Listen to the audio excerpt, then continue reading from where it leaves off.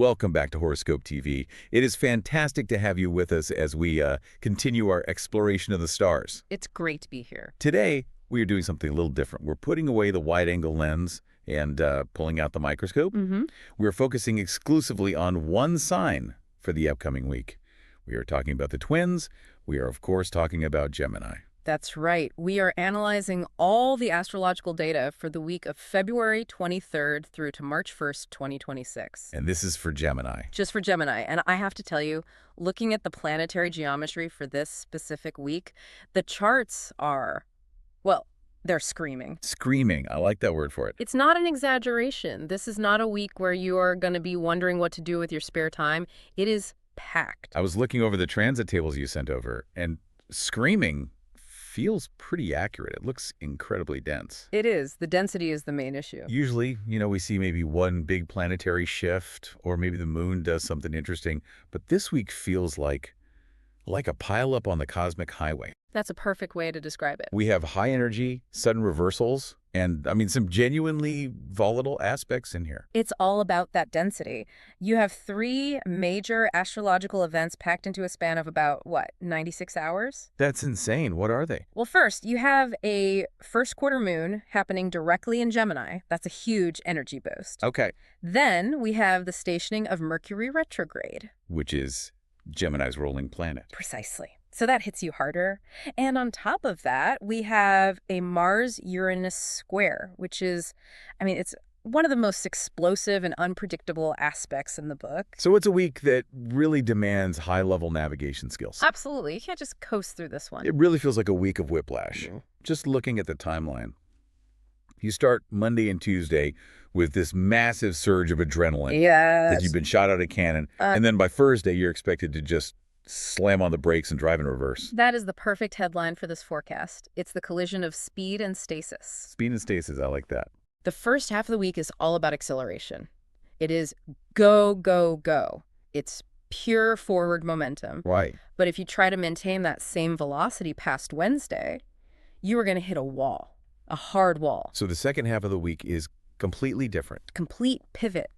It requires you to shift into caution, into reflection. It's a totally different mindset. So our mission today, then, is to help you, the Gemini listener, navigate that pivot without, crashing. We need to analyze the data to find the sweet spots, and it looks like there are a couple, specifically around the 24th and the 28th. There are moments of grace in there. And we also need to figure out how to survive the turbulence of the 26th and 27th. Those look rough. Exactly. We need to provide a roadmap, because when the road curves that sharply, you don't want to be looking at the scenery. You want to be watching the road? You need to be watching the road. Let's get right into it then. Section 1, the launch pad. We are looking at Tuesday, February 24th. The start of the action. The chart shows a first quarter moon at 5 degrees of Gemini. Now, we usually talk about new moons and full moons. Why is the first quarter moon such a big deal here? It's a massive deal, and it's a massive deal because of the geometry of it all. In the lunar cycle, the new moon is the conception. It's the idea. Right, the planting of the need. Exactly. The full moon is the illumination. It's the harvest, the result. But the first quarter... What's that?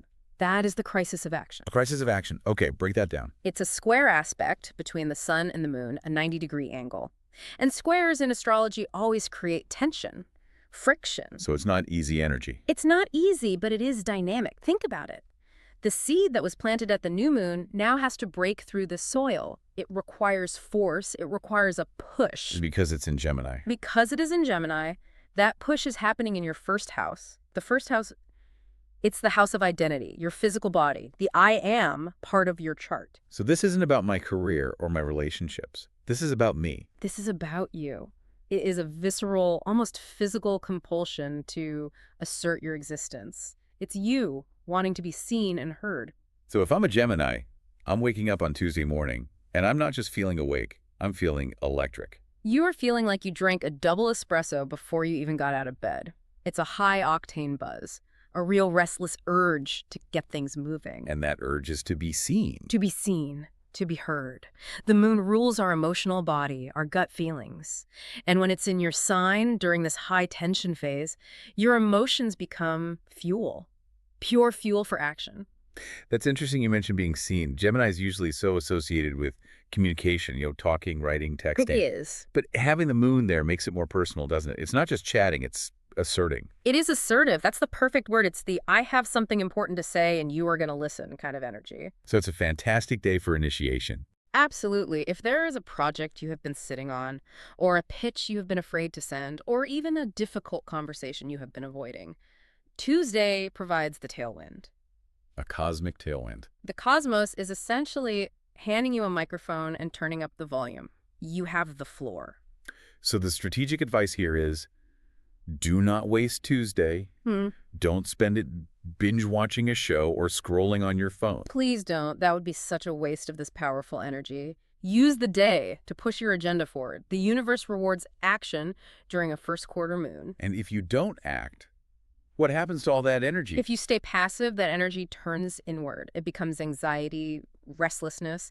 If you use it, though, it turns into pure momentum. Okay, that makes sense.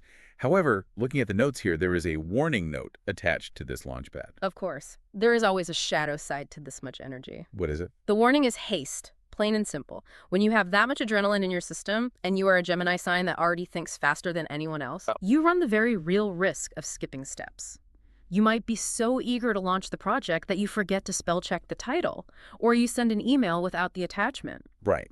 And considering what is coming just 48 hours later, skipping steps seems like a really, really bad idea. It is a terrible idea, because once we get to Thursday, the rules of the game change completely. The entire board gets flipped. Let's move to that shift then. Section 2, the pivot.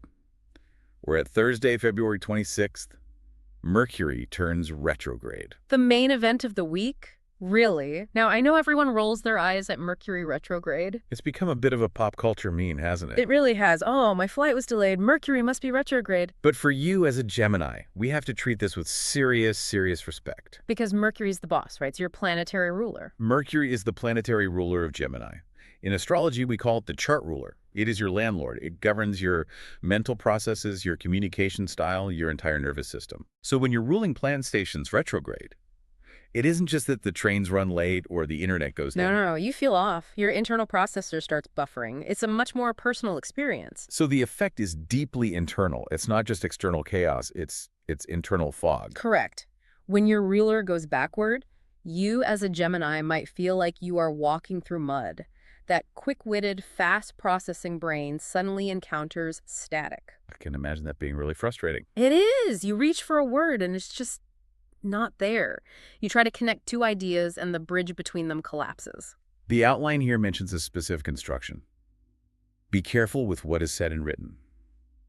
That seems like standard advice for a retrograde, but yeah. Is there a specific nuance here? Maybe because of the sign it's in? That is the key variable. You've hit on it. Mercury is stationing retrograde in Pisces. Pisces. So that's a water sign. A very emotional, intuitive water sign. It is the sign of dreams, illusions, spirituality, and boundlessness. And Gemini is an air sign. Logic, facts, data. Exactly. So when the planet of logic, Mercury, goes backward through the sign of illusion, Pisces, reality gets very, very slippery. Oh, wow. So you might say one thing, but the person you're talking to hears something completely different. Completely. It's like the message has to travel through this emotional, watery filter, and it gets distorted. So the emotional water gets in the way. Precisely. This is the classic reply-all disaster window. Or sending a text that you think is a perfectly fine joke, but the recipient takes it as a mortal insult because the tone got completely lost in that Pisces fog. That sounds like an absolute nightmare for a sign that prides itself on clear communication. It can be so frustrating. The only advice is to slow down. The theme of any retrograde is the prefix re. Review, redo, rethink. Reconsider, repair. It is a time to look back rather than just charging forward. It's a cosmic pause button. I like that framing. Instead of seeing it as a curse or something to be feared, you view it as a mandatory review period. It is a natural pause in the cycle. We cannot be in that first quarter moon energy of constant expansion forever. It's not sustainable. We need contraction. We need to edit. But for Gemini, who just loves speed and novelty, this feels incredibly uncomfortable. You mentioned the feeling of being scattered. Yes, that's a key word from the source text, scattered. It's like having 20 tabs open in your browser and the computer suddenly freezes. That is the perfect analogy. And what do you do when the computer freezes? If you keep clicking the mouse furiously, you just crash the whole system. Right, you make it worse. That is the danger on Thursday. The solution is to wait. Stop clicking. Breathe. You need to slow down your mental RPMs to match the retrograde energy. So Thursday is about slowing down, being deliberate. But then Friday comes along, and it doesn't look like a slow day. It looks like a car crash. It's intense. Section 3, the turbulence. Friday, February 27th, Mars square Uranus. This is the spiciest, most volatile aspect of the entire week. Why is that? Well, let's break it down. Mars is the planet of action, drive, aggression, and, well, war. Okay. And Uranus is the planet of sudden change, rebellion, electricity, and shock. It's the Great Awakener. And a square is? A square is a 90-degree angle. It is hard friction. It's two planets that are fighting for the same territory, and they do not get along. So you have the planet of war fighting the planet of chaos. That sounds lovely. It creates a highly volatile atmosphere. The energy is jagged. It's unpredictable. Mars wants to push forward in a straight line, and Uranus just pulls the rug out from under it without any warning. What does that actually look like in the life of our Gemini listener? Expect the unexpected. A surprise or a sudden, abrupt change in plans is almost guaranteed. For example? You might have a perfectly planned Friday, everything scheduled to the minute, and then at 10:00 a.m., a client cancels a major contract.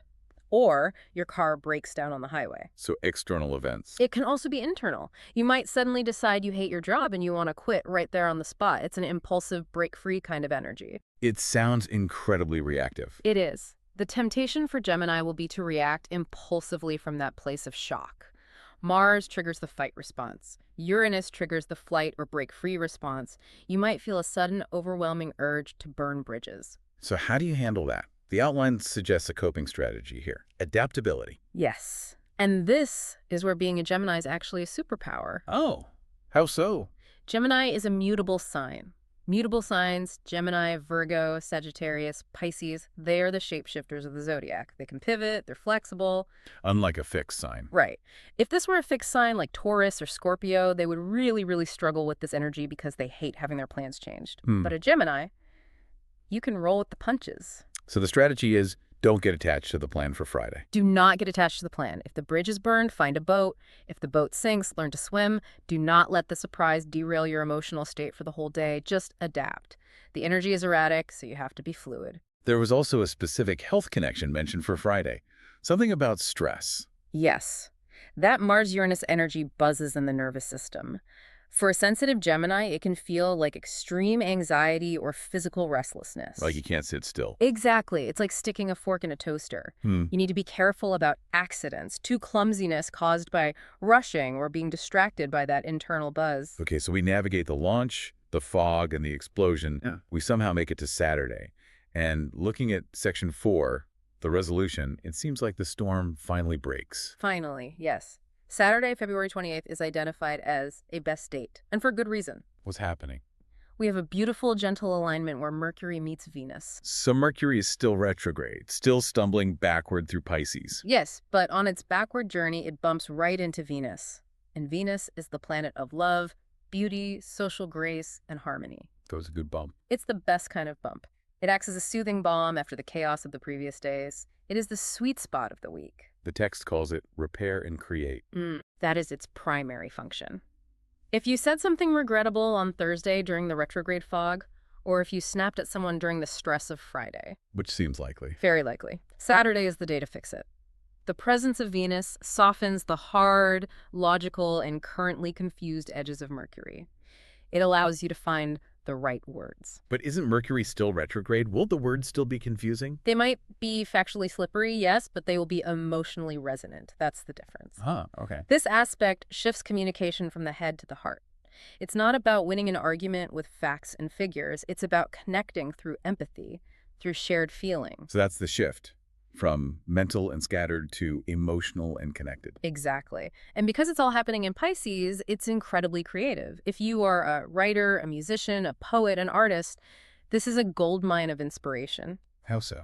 You can articulate deep, abstract feelings that are usually so hard to put into words. It's like you're downloading poetry directly from the cosmos. That sounds like a much needed exhale after the week we just described. It is the resolution. It brings peace back into the equation. It's a soft landing.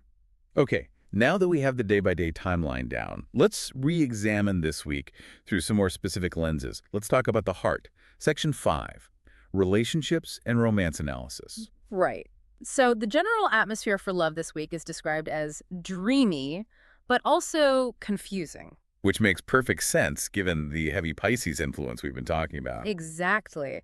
Pisces is the ultimate romantic of the zodiac, isn't it? It is. All about the fairy tale. It wants the soulmate connection, the grand romance. But remember, we have that Mercury retrograde fog rolling in. So your view of a relationship or potential one might be distorted. Like looking through a dreamy filter. A filter that might make things look better or worse than they actually are. The retrograde factor is specifically mentioned here regarding love. Starting on the 26th, there's a possibility of memories of a past love returning. Yes, the classic zombie X phenomenon. The zombie X. When Mercury, the planet of communication and messages, goes retrograde in a water sign like Pisces, the tide brings things back from the deep. So an X might just pop up. You might get a text from an ex-partner completely out of the blue, or more subtly, you might just find yourself ruminating on a past relationship, thinking about them constantly, wondering what if. And is that a sign? Should a Gemini act on that? Usually, during a retrograde, it is a test, not a sign. It is an opportunity to review that relationship to see if you have truly learned the lessons from it rather than an invitation to jump right back in. So it's for closure, not for reunion. More often than not, yes. And what about current relationships? How does this play out? There is a high risk of mix-ups and misunderstandings. You might misinterpret the tone of a text. You might think your partner is being distant when they are just tired and lost in their own thoughts. So the advice is to not jump to conclusions. And to give the benefit of the doubt. Assume positive intent until proven otherwise. But then we have the turnaround on Saturday the 28th.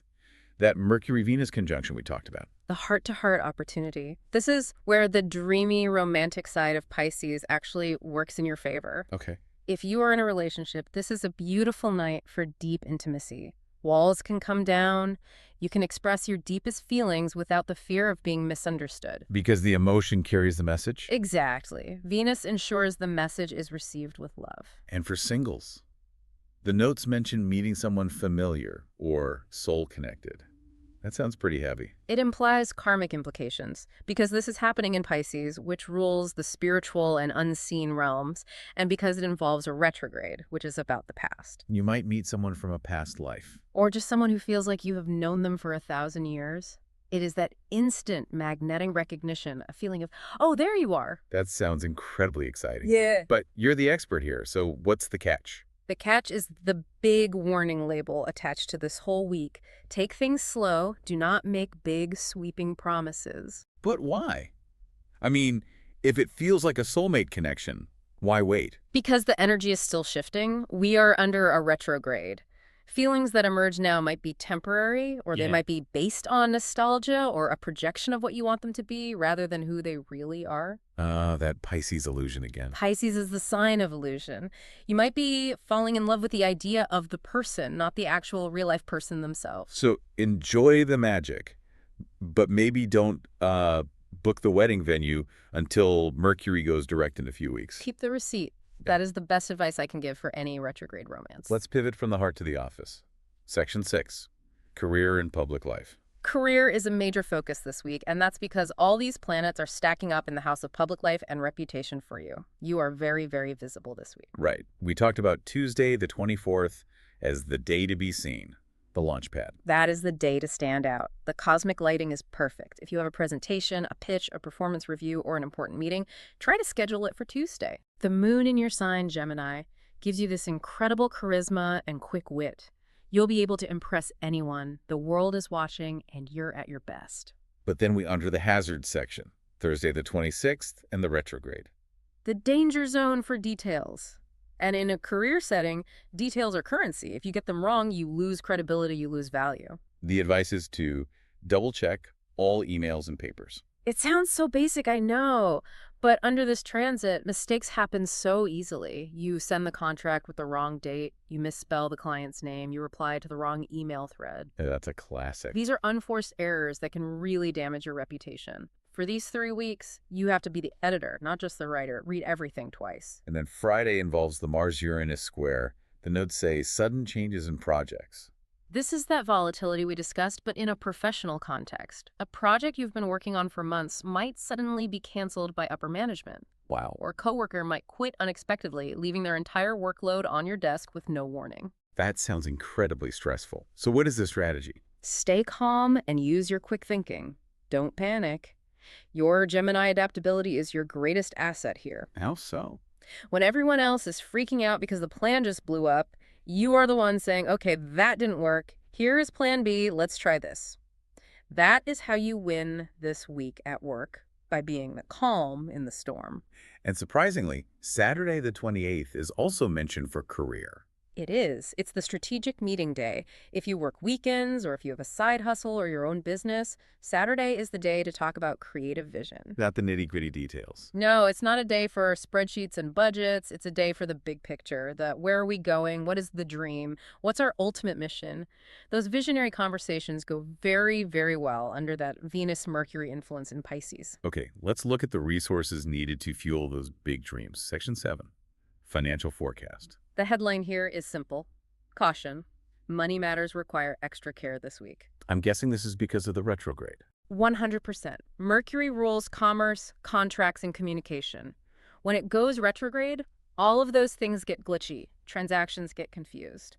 So let's talk about the don'ts. The list starts with, do not buy new gadgets. This is the golden rule of Mercury retrograde. Do not buy a new computer, a new phone, a new car. Just don't do it. Why not? Technology purchased during this time is notorious for having hidden defects. The screen will start flickering a month later. The battery won't hold a charge. Just wait 3 weeks. It's not worth the headache. And the second don't is do not sign long contracts. Because you will almost certainly miss a clause in the fine print. Or your circumstances will change a month from now, and you will deeply regret being locked into that agreement. Yeah. It's just not a time for long-term commitments. The forecast also mentions delays. Yes, delayed payments are very common. If you are a freelancer waiting for a check, it might be late. If you are waiting for a tax refund, it might get lost in the system. You just have to build that into your expectations and be patient. And the surprise expense on Friday. Let me guess. Mars-Uranus. You got it. That sudden, shocking energy can manifest as something breaking. Your washing machine floods the laundry room. Your laptop suddenly dies. A surprise car repair. So the advice is to have extra savings ready. If you have a rainy day fund, this is the rainy day. Be mentally prepared for it so if a cost appears, you don't panic. You just solve the problem. Is there any proactive financial advice? Any do's? Yes. Saturday the 29th with that Mercury-Venus conjunction offers a clue. It suggests understanding values and looking at old ways of saving or managing money. Reverting to past strategies that worked. Exactly. The retrograde supports going back to the past. Maybe you used to track every penny in a notebook and you stopped. Maybe you used to use a cash envelope system for budgeting. So the innovation isn't in a new fintech app. No, the innovation is in an old trusted habit. Go back to what worked before. Moving on to the most critical asset of all, Hmm. the body and mind. Section 8, Health and Wellness. Mental health is the absolute priority here. As a Gemini, you are an air sign. You are ruled by the mind and the nervous system. And this week seems designed to stress out the nervous system. It really is. With the first quarter moon kicking things off and the retrograde fogging things up, your mind is going to be overactive. The forecast warns about Tuesday the 24th, leading to burnout. That high energy is a resource, but it is finite. You might feel invincible on Tuesday, run a mental marathon, and then be completely unable to function on Wednesday. So pacing is essential. Pacing is everything. Don't burn all your fuel on day one. And what about managing that scattered feeling from the retrograde that starts on Thursday? The prescription for that is journaling and meditation. You have to clear the static. How does that help? When you have too many tabs open in your brain, you need a way to consciously close them. Writing things down externalizes the noise. It gets it out of your head and onto the page so you can actually think clearly. Okay, that makes sense. Then on Friday, we have the physical restlessness from Mars and Uranus. You will not be able to just sit still on Friday. That energy will eat you alive. It will manifest as pure anxiety if it's not expressed physically. You have to move. You have to move. Get fresh air is the advice. So go for a run, a workout. It doesn't have to be a disciplined workout. Just move your body in a way that feels good and releases that pent-up tension. Dance around your living room. Go for a brisk walk. Shake the static out of your limbs. And finally, Saturday offers a return to peace. The text suggests a relaxing bath. It's both literal and metaphorical advice. Mm-hmm. We're dealing with heavy Pisces energy.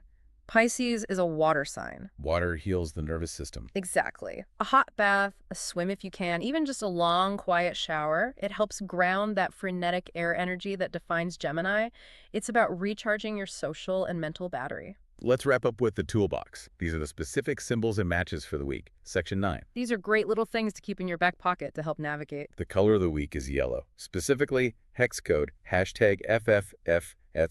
That is very bright. It is unapologetically bright, isn't it? It is the color of the sun.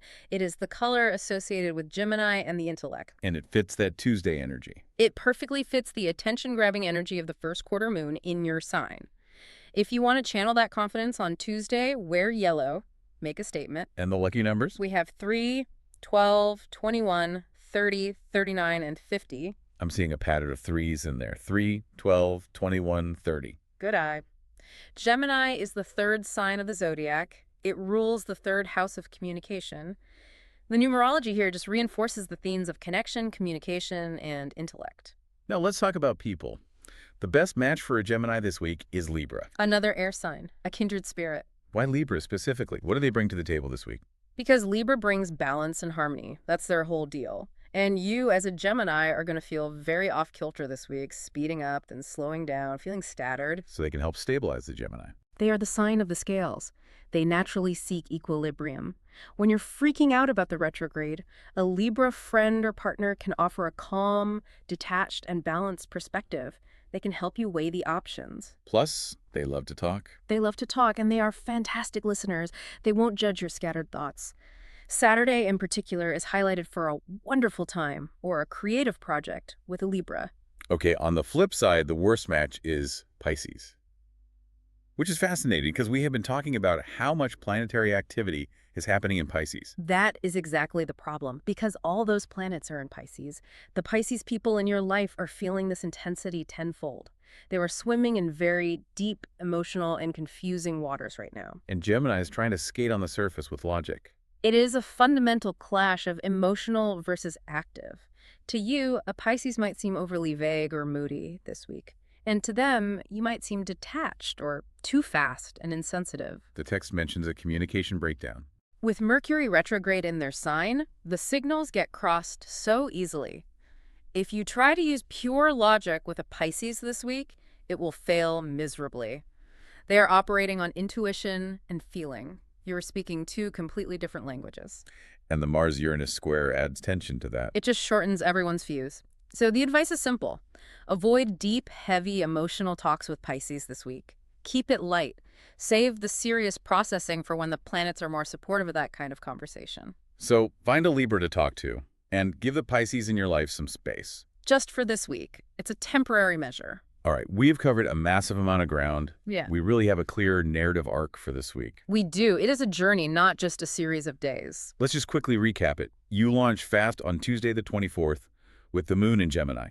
High energy, high visibility. Then you pump the brakes. You hit the brakes and check the rear view mirror on Thursday the 26th with the Mercury retrograde. Then you brace for impact. You brace for a bump in the road on Friday the 27th with that Mars-Uranus turbulence. And finally, you land softly. You land softly in a pool of connection, creativity, and repair on Saturday the 28th. It is a week that truly tests your range as a Gemini. You have to be the sprinter, the editor, the firefighter, and the poet all within about 7 days. I want to leave our listeners with a final thought, something to mull over about this concept of review and the retrograde. Please do. We often look at the retrograde as a nuisance, right? Yep. A delay, a problem.